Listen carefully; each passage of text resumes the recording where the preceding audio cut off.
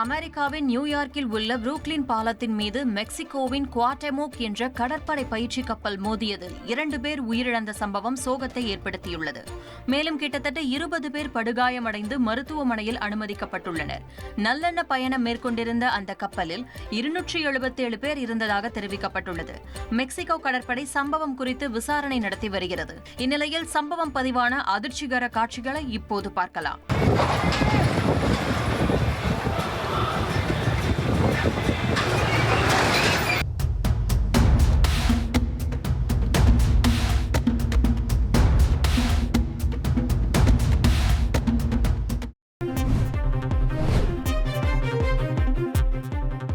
இந்தோனேஷியாவில் நிலநடுக்கம் ஏற்பட்டது. வடக்கு சுமத்ரா பகுதியில் அதிகாலையில் 58 கிலோமீட்டர் ஆழத்தில் ஏற்பட்ட இந்த நிலநடுக்கம் ரிக்டர் அளவில் 4.6 பதிவானதாக தேசிய நிலநடுக்கவியல் ஆய்வு மையம் தெரிவித்துள்ளது. இந்த நிலநடுக்கத்தால் கட்டிடங்கள் லேசாக அதிர்ந்ததாக கூறப்படும் நிலையில் பாதிப்புகள் குறித்து தகவல் வெளியாகவில்லை.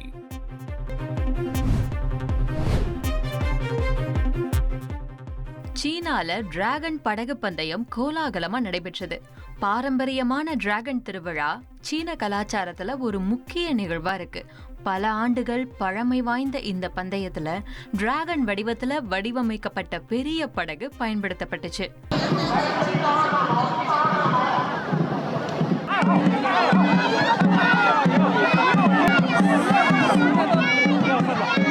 ஃபியூஜியன் மாகாணத்துல நடந்த டிராகன் படகு பந்தயத்துல தைவான் மற்றும் சீனாவை சேர்ந்த 36 அணிகள் பங்கேற்றாங்க. படகுல இருக்கிற போட்டியாளர்கள் ஒரே சீரா துடுப்பை எடுத்து படகை முன்னோக்கி செலுத்தியத பார்வையாளர்கள் உற்சாகத்தோட கண்டு ரசிச்சாங்க.